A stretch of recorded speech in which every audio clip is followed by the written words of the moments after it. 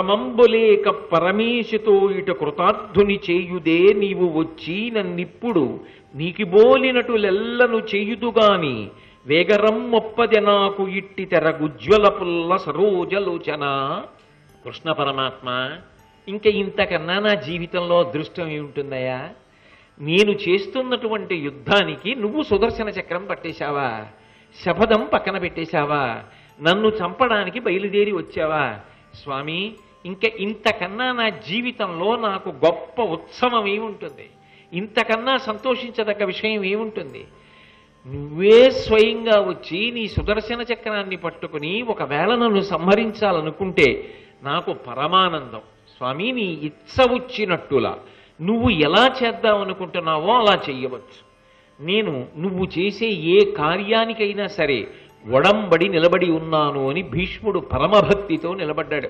అందుకే భీష్ముడి లాంటి భక్తుడు, భీష్ముడి లాంటి జ్ఞాని, భీష్ముడి లాంటి యోగి, భీష్ముడి లాంటి ఇంద్రియ నిగ్రహం ఉన్నవాడు, అటువంటి ధర్మశాస్త్రవేత్త, సర్వశాస్త్ర పారంగతుడు, ధర్మానుష్ఠాన తత్పరుడు, అర్ధకామములను గెలిచినవాడు, అంపశయ్య మీద పడుకుని ధర్మములు చెప్పినవాడు, నాకు తెలిసినంత వరకు ప్రపంచ వాంగ్మయంలో ఇక ఎవరూ కనపడరాయన తప్ప. అంతటి మహాపురుషుడు.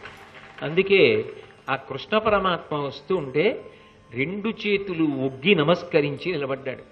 కృష్ణ పరమాత్మ శాంతి చెంది మళ్ళీ రథం ఎక్కారు.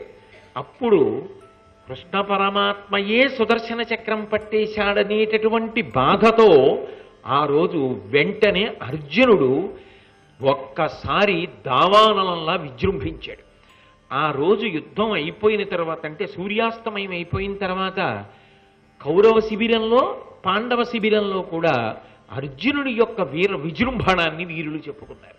అంటే మొట్టమొదట పాండవ విజృంభణం, మధ్యాహ్నం భీష్మ విజృంభణం, సాయంకాలానికి మళ్ళీ అర్జున విజృంభణం. అసలు ఆ యుద్ధభూమి ఎలా ఉండేదో సంజయుడు అసలు ధృతరాష్ట్రుడితో చెప్పినటువంటి ఆ వైనం వింటుంటే బా, ఏమి ధార్మికమైనటువంటి యుద్ధం, ఎటువంటి యుద్ధం అనిపిస్తుంది. కృష్ణుడు చేసినటువంటి చేష్టితముల వెనక ఏవో పరమ పవిత్రమైన ఉద్దేశ్యములుంటాయి. అర్జునుడికి మత్స తేవడం ఆయన యొక్క ఉద్దేశ్యం కాదు. అర్జునుడికి పరాక్రమం లేదు అని నిరూపించడం ఆయన యొక్క లక్షణం కాదు. అర్జునుడు యుద్ధం చెయ్యలేకపోయాడు కాబట్టి తాను చక్రం పట్టుకుందామన్నది తన ఉద్దేశ్యం కాదు. నిజానికి అర్జునుడు యుద్ధం చెయ్యలేకపోయాడు అని మీరు నిర్ధారించారనుకోండి, ఆ తర్వాత కూడా అర్జునుడు ఇంకా యుద్ధం చేయలేడు. ఎందుకని అంటే భీష్ముడి ముందు నిజంగా యుద్ధం చేయడం చాలా కష్టం. అప్పుడు చేయలేనివాడు తర్వాత మాత్రం రెండు పక్షాల వాళ్ళు మెచ్చుకునేటట్టుగా యుద్ధాన్ని ఎలా చేసేయగలడు? ఇప్పుడు చేయలేనిదప్పుడు ఎక్కడి నుంచి వచ్చేస్తుంది కొత్తగా?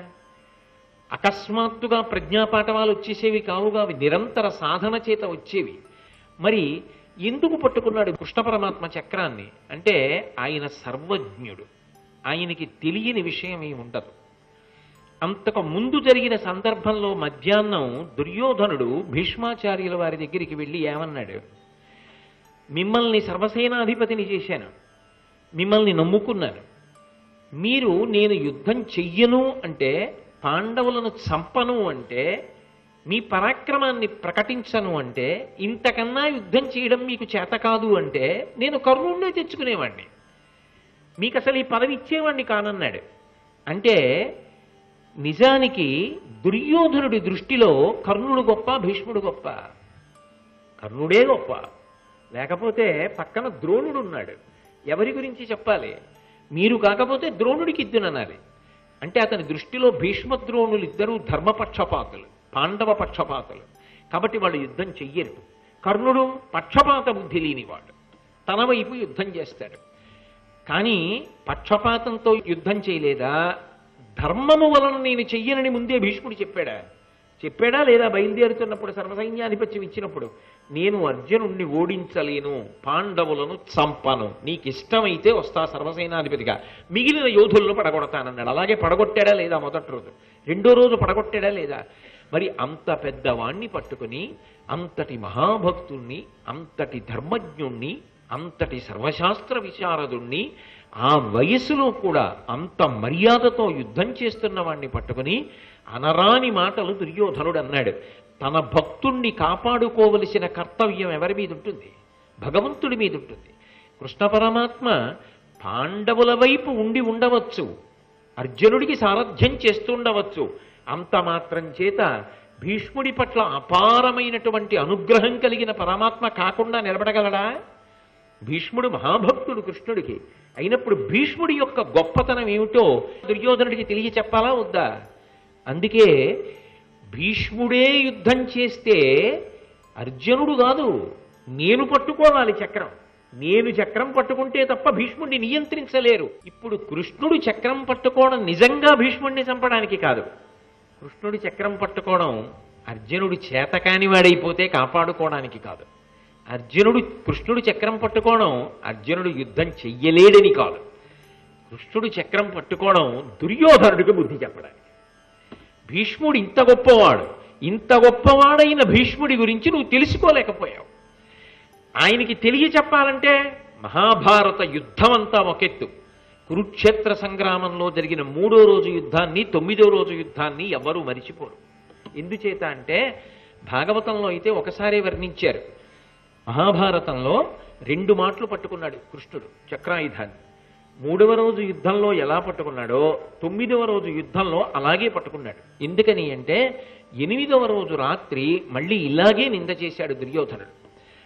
అక్కడ కృష్ణుడు లేడని మనం అనుకుంటాం, కానీ భగవంతుడు అక్కడ లేడు అని ఉండదు. ఆయన సర్వవ్యాపి, అంతటా ఉంటాడు. సర్వభూతాంతరాత్మ సర్వభూతాధివాస. ఆయన లేని ప్రదేశం ఏముంటుంది? ఇందుగలడందులేడిని సందేహము వలదు చక్రి సర్వోపగతుండెందెందు వెదకి చూచిన అందందే కలడు ధనవగ్రని వింటే. కాబట్టి తనకి ఇంత భక్తుడైనటువంటి భీష్మాచార్యుల వారి యొక్క గౌరవాన్ని నిలబెట్టడానికి మహాభారత యుద్ధంలో 3వ రోజు ఈ సంఘటన జరిగింది, 9వ రోజు కూడా ఇదే సంఘటన జరిగింది. ఇలాగే అర్జునుడు వెంటపడ్డాడు, అలాగే కృష్ణ పరమాత్మని వెనక నుంచి పట్టుకున్నాడు, అలాగే బ్రతిమాలాడు, అలాగే కృష్ణుడు మళ్ళీ రథం ఎక్కాడు. భీష్ముడు అలాగే 2 చేతులెత్తి నమస్కరించి ప్రార్థించాడు. సంఘటనలో ఏ విధమైన తేడా లేదు. ఈ 2 సార్లు జరిగినప్పుడు కూడా దుర్యోధనుడు భీష్ముడిని అధిక్షేపించిన సంఘటనలున్నాయి. భీష్ముడి మనసు గాయపడేటట్టుగా, చాలా బాధపడేటట్టుగా దుర్యోధనుడు ఎప్పుడెప్పుడు మాట్లాడాడో అప్పుడప్పుడు కృష్ణుడి చక్రాన్ని పట్టుకున్నాడు. వీరు భారతాన్ని జాగ్రత్తగా పరిశీలిస్తే అంటే భీష్ముని పట్ల కృష్ణ పరమాత్మ ఎంత ఔదార్యాన్ని, ఎంత ప్రేమని, అంతటి మహానుభావుడు. ఆయన అవమానింపబడిన నాడు ఇక నేనెందుకు, వాడు నా కొరకు రక్షింపవలయువాడు అంటాడు భాగవతంలో. భగవంతుణ్ణి నమ్ముకుని బ్రతుకుతున్న వాడికి అవమానం జరిగితే పరమేశ్వరుడు ఊరుకుంటాడా? అందుకని ఆయన భీష్మ గౌరవాన్ని నిలబెట్టాలనుకున్నాడు. 2 మాటలు శపథాన్ని పక్కన పెట్టి సుదర్శన చక్రాన్ని పట్టుకున్నాడు.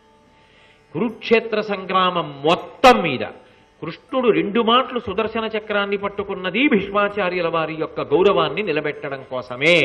అయినప్పుడు భీష్ముడి లాంటి ప్రజ్ఞాశాలి లోకంలో ఉంటాడా? అంతటి మహాయోధుడు లోకంలో ఉంటాడా? అంటే ఇప్పుడు దీన్ని బట్టి మీకేమర్థం అవుతోంది? భీష్ముడి గురించి ప్రస్తుతి చేసిన, భీష్ముడి గురించి విన్న, భీష్ముడి పట్ల భక్తిభావాన్ని పొందిన కృష్ణ పరమాత్మ యొక్క అనుగ్రహమునకు పాత్రుడవుతాడు. భీష్ముణ్ణి చులకన చేయడం, భీష్ముడి గురించి సక్రమమైన ఆలోచన లేకపోవడం, గాంగేయుడి గురించి తక్కువ చేసి మాట్లాడడం కృష్ణ పరమాత్మ యొక్క ఆగ్రహానికి కారణమవుతుంది. అంటే ఇది భగవంతుని యొక్క తత్వమును ఆవిష్కరించిన సందర్భం. భగవంతుడంతటి వాడు ఎప్పుడు కోపమునకు వశుడైపోతాడు అంటే తనను నిందించినా కూడా అంత బాధపడడం. నిజానికి ఆయన రాయబారానికి వెళ్ళినప్పుడు దుర్యోధనుడు బంధించాలని ప్రయత్నించినప్పుడు ఆయన తలుచుకుంటే అప్పుడే దుర్యోధనాదులను మట్టు పెట్టగలడు. కానీ విశ్వరూప సందర్శనం చేయించి వదిలిపెట్టాడు. దుర్యోధనాదులు చేయలే, భక్తులు జ్ఞానులు చేశారు. కానీ మహాభారత సంగ్రామ భూమి యందు మాత్రం 2 మాటలు భీష్ముడి కోసం చక్రం పట్టుకున్నాడు. అడ్డు అర్జునుణ్ణి పెట్టాడు. కానీ జాగ్రత్తగా విచారించి చూస్తే, వెనక జరిగిన కథని సమన్వయం చేసుకుని చూస్తే అసలు కృష్ణుడు చక్రం ఎవరి కోసం పట్టాడు అంటే అర్జునుడి కోసం కాదు, భీష్ముడి కోసం పట్టాడు. ఇది జరిగిన తరువాత తిరిగి ఆయన శిబిరానికి వెళ్ళిన తర్వాత దుర్యోధనుడు ఎంత సిగ్గుతో తలంచుకోవాలి. 3వ నాడు చక్రం పట్టాడు, సిగ్గుతో తలంచుకోవాలా దుర్యోధనుడు. మళ్ళీ ఆయనని నింద చేశాడు. ఆయనని ఎప్పుడు నింద చేశాడో అప్పుడు మళ్ళీ చక్రం పట్టాడు కృష్ణ పరమాత్మ. అంటే భక్తులైనటువంటి వారి యొక్క సంరక్షణాన్ని కృష్ణ పరమాత్మ ఎంత గొప్పగా స్వీకరిస్తాడు అన్నదానికి ఇది నిలువెత్తు ఉదాహరణ. అంతేకాదు, భీష్ముడు అప్పటికి చూస్తే శత్రుపక్షంలో ఉన్నాడు. శత్రుపక్షంలో ఉన్నవాడు పడిపోతే నిజానికి కృష్ణుడు ఆనందించాలి. కానీ పరమధర్మాత్ముడైనటువంటి భీష్ముడి యొక్క కీర్తి నిలబడాలని కోరుకున్నాడు తప్ప ఆయన నశించిపోవాలని మాత్రం కృష్ణుడు కోరుకోలేదు. అంటే భీష్ముడు ఎంతటి ధర్మాత్ముడో అర్థమవుతుంది. కాబట్టి అంత గొప్ప యుద్ధం జరిగింది. అది జరిగిన తరువాత 4వ నాడు యుద్ధం జరుగుతున్నప్పుడు ఘటోత్కచుడు వీర విజృంభణం చేశాడు. సూర్యాస్తమయం అయిన తర్వాత ఇక ఇక్కడితో యుద్ధాన్ని ఆపు చేసేద్దాం, మళ్ళీ రేపు సూర్యోదయం అయిన తర్వాత యుద్ధం మొదలు పెడదామని భీష్మాచార్యుల వారు యుద్ధాన్ని పరిసమాప్తం చేశాడు. ఆ యుద్ధం జరుగుతున్నటువంటి సమయంలో పాండవుల వైపు ఎక్కువగా సైన్యం మిగులుతోంది, కౌరవుల వైపు సైన్యం ఎక్కువ పడిపోతోందనేటటువంటి బాధతోటి ఆక్రోశంతో దుర్యోధనుడు ఒకనాడు భీష్మాచార్యుల వారి దగ్గరికి వచ్చి మళ్ళీ ఇలాగే ఆయన యొక్క పరాక్రమాన్ని తక్కువ చేసి మాట్లాడాడు. మీరు పక్షపాత బుద్ధి ఉన్నవారు, ఇంత పక్షపాతి బుద్ధి ఉన్నవారు కాబట్టే మీరు పాండవ పక్షాన్ని ఎంతసేపు కూడా దయతో చూస్తున్నారు తప్ప నిజంగా పడగొట్టవలసిన రీతిలో పడగొట్టట్లేదు అని ఒక మాట అన్నాడు. ఒకవేళ నీకు యుద్ధం మీద ఆసక్తి లేకపోతే, పాండవ పక్షానికి ఇబ్బంది కల్పించాలి అని లేకపోతే ఒక పని చెయ్యి, సర్వసేనాధిపత్యాన్ని వదిలిపెట్టేసి వదిలిపెట్టి తప్పుకుంటే కర్ణుణ్ణి పిలిచి ఇప్పుడే ఇచ్చేస్తాను. కర్ణుణ్ణి పిలిచి ఇప్పుడే ఇచ్చేస్తే కర్ణుడు విజృంభిస్తాడు. విజృంభించి ఎవరిని మీరు పడగొట్టలేదో వాళ్ళందరినీ పడగొట్టి మీకు చూపిస్తాడు. అప్పుడు మీరు చూద్దురు కానీ కర్ణుడి పరాక్రమం ఏమిటో, మీ చేతకానితనం ఏమిటో, కర్ణుడి చేతనైన తనం ఏమిటో అప్పుడు మీకు తెలుస్తుంది. అనత్స భీష్ముడి వంటి మహావీరుడి దగ్గరికి వెళ్ళి, నిజంగా కర్ణుడంత శక్తివంతుడు భీష్ముడి కన్నా అంటే పాపం మళ్ళీ ఆయన చెప్పాడు, నేను నీకు అనేక పర్యాయములు చెప్పాను, పాండవులు ధర్మాత్ములు, నేను శిఖండితో యుద్ధం చెయ్యను, అర్జునుడితో యుద్ధం చెయ్యలేను, పాండవులను తెగటార్చను, కొన్ని లక్షల మంది యోధుల్ని పడగొడతానని చెప్పాను. అలాగే ప్రతిరోజు ఈ వయసులో కూడా నీ కోసం ఇంత కష్టపడి యుద్ధం చేసి పడగొడుతున్నాను, ధర్మానికి కట్టుబడ్డాను. ఈ సందర్భం వచ్చింది కాబట్టి నీకు ఒక విశేషాన్ని చెప్తాను. ఒకప్పుడు మానస సరోవరానికి ఉత్తర తీరంలో బ్రహ్మగారు దేవతలతో గొప్ప సభ తీర్చి ఉన్నాడు. ఆధ్యక్షమునందు కూర్చునున్నాడు. సభ జరుగుతోంది. పైనుంచి ఒక విమానం వెళ్ళిపోతోంది. సభా గౌరవం గురించి మీకు అనేక పర్యాయాలు చెప్పాను కదా. అందులో ఆధ్యక్షమునందున్నవాడు, ఆధ్యక్షం అంటే సభాపతి, సభకి ఎవరు ప్రధానుడి వేదిక మీద ఉంటాడో ఆయనని సభాపతి అంటారు. సభాభ్య సభాపతిభ్యశ్చ ఓ నమో నమో అని ఎదుర్వేదం. సభాపతి శివస్వరూపం, అది అంత మంగళప్రదమైనది అని. అందుకే ఆయన సభాపతిగా బ్రహ్మగారు కూర్చునుండగా పైనుంచి ఒక విమానం పెడుతోంది. వెంటనే బ్రహ్మగారు లేచి 2 చేతులు కైమూడ్చి నమస్కారం చేశాడు. ఎవరున్నారు విమానంలో? సభలో ఉన్నవారికి అర్థం కాలేదు. కానీ ఆయన మాత్రం లేచి నిలబడి నమస్కారం చేసి అందులో ఉన్నటువంటి వారిని ఉద్దేశించి ఒక మాట మాట్లాడాడు. నరసకుడా, నీ సకుడును నరలోకమునం జనించి నానాదైత్యేశ్వరుల బెస బీడులుడుపుము ధరణీభారంబువాయు తాత్పర్యమునన్. మహానుభావ, నీ యొక్క స్నేహితుడైనటువంటి నరుడితో కలిసి నువ్వు ఇప్పుడు భూమి మీద అవతరించాలి. ఎందుకని అంటే ఎందరో రాక్షసుల యొక్క అంశలతో ద్వాపర యుగంలో ఈ భూమి మీద జన్మించారు. వాళ్ళందరూ కురుక్షేత్ర యుద్ధభూమికి చేరుతారు. నువ్వు నీ స్నేహితుడితో కలిసి అవతార స్వీకారం చేసి మీరిద్దరూ కృష్ణార్జునులై వచ్చి కురుక్షేత్ర సంగ్రామ భూమి యందు అధర్మం ఎటువైపు ఉందో అటువైపు ఉన్న వాళ్ళందరినీ మట్టు పెట్టండి అని ప్రార్థన చేశాడు. ఆయన అంగీకరించి అభయం ఇచ్చి వెళ్ళిపోయాడు. సభలో ఉన్న వాళ్ళని అడిగారు, మీరు ఎవరితో మాట్లాడారు, విమానంలో ఎవరున్నారు, ఎందుకు అలా అడిగారు అని అడిగారు.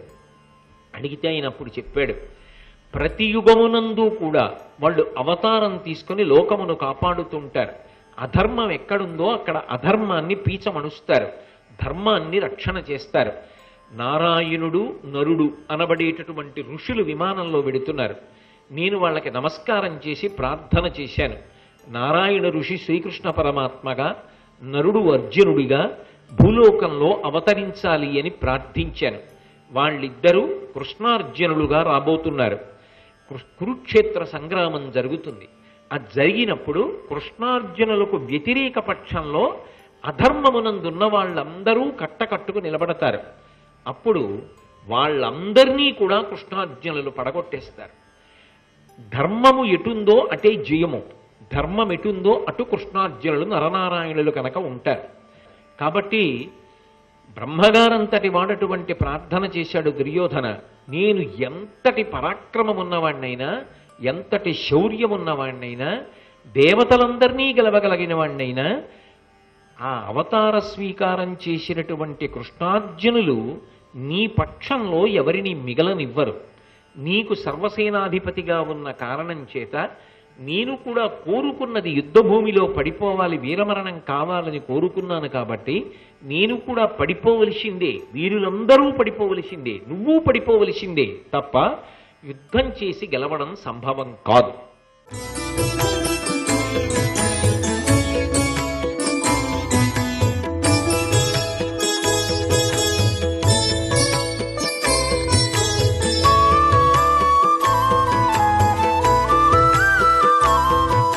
సర్వం శ్రీ ఉమామహేశ్వర పరబ్రహ్మార్పణమస్తు.